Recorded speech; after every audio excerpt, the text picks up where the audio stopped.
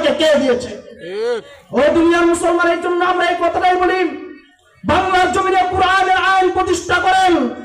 যদি কোরআনের আইন প্রতিষ্ঠা করেন, পরিষ্কার ভাষায় বলতে চাই, আপনি আওয়ামী লীগ হন কোনো সমস্যা নাই, আপনি বিএনপি হন কোনো সমস্যা নাই, আপনি জাতীয় পার্টি হন কোনো সমস্যা নাই।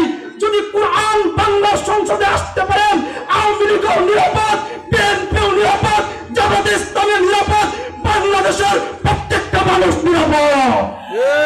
এই জন্য আমরা এই সংসদে কোরআনকে চাই। আপনারা রাজি আছেন তো? ইনশাআল্লাহ। কোন রাজনৈতিক বয়ান নয়, কোরআনের বয়ান চলবে এই মাঠগুলোর মধ্যে। কোন বিয়াদব যদি কোরআনের বয়ানে বাধা দিতে আসতেন, বাংলাদেশের মুসলমান তার হাত থেকে ঘুরিয়ে দেবে।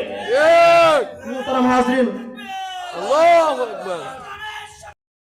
وأستغفره ونؤمن به ونتوكل عليه ونعوذ بالله من شرور أنفسنا ومن سيئات أعمالنا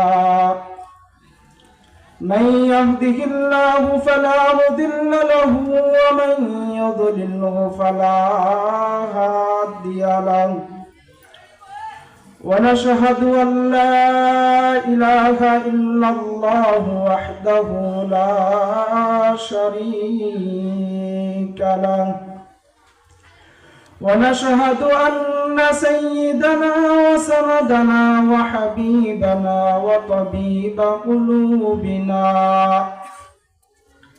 ومولانا وأولانا محمدا عبده ورسوله الذي أرسله بالحق إلى الخلق بشيرا ونذيرا وداعيا إلى الله بإذنه وسراجا وقمرا منيرا أما بعد فأعوذ بالله من الشيطان الرجيم